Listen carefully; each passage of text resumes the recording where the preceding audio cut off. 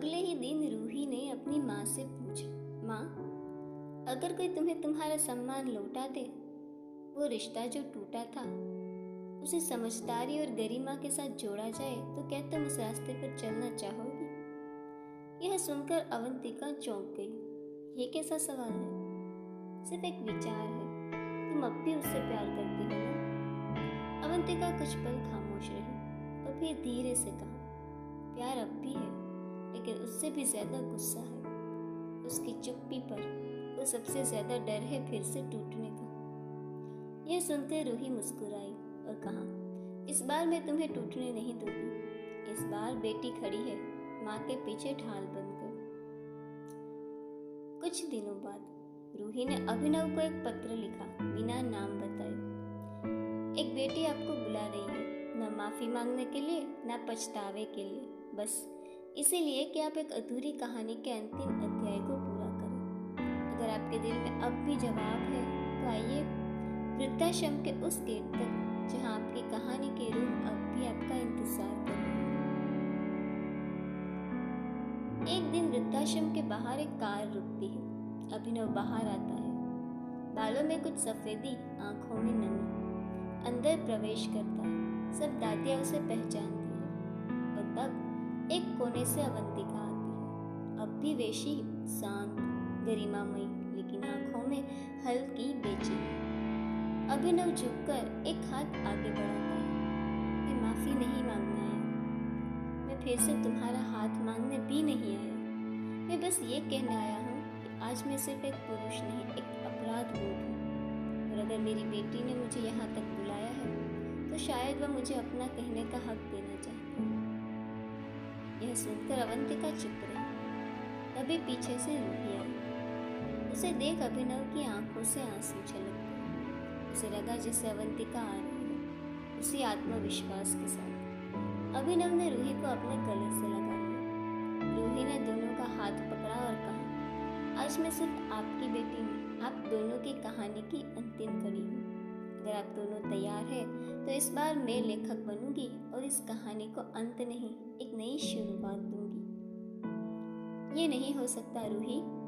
इतना कहकर अवंतिका रोती हुई गुस्से से वहां से चली गई। कुछ दिनों बाद शाम का वक्त था। रूही शहर में एक एनजीओ में काम से लौट रही थी।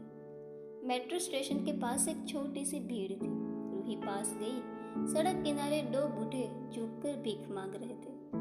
पहचानते ही उसके पैर वहीं के वहीं थम गए। वो थे देविका और विक्रांत मेहरा, अवंतिका के सास और ससुर। एक जमाना था जब इनकी कोठी में नौकर चाकर थे।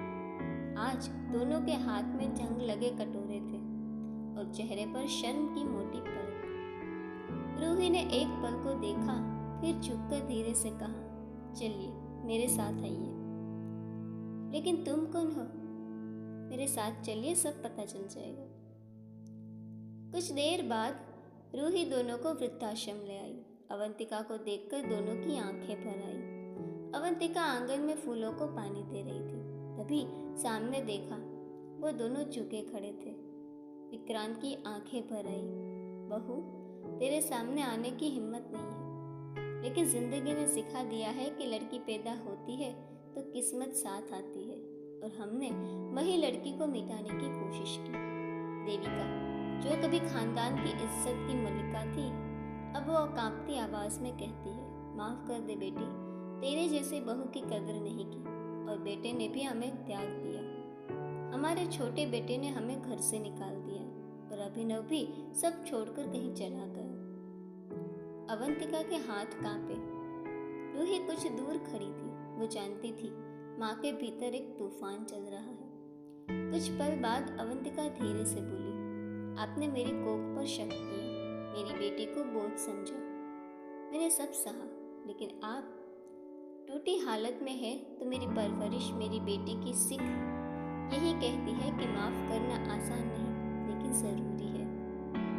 वो आगे बढ़ी और देविका का हाथ पकड़कर कहा, आप मेरे लिए अब भी वही हैं, लेकिन इस बार मैं आपकी बहू नहीं, एक माँ बनकर सोच रही हूँ। और एक माँ अपने बच्चों को गिरते देखकर उन्हें उठने का मौका जरूर देती है।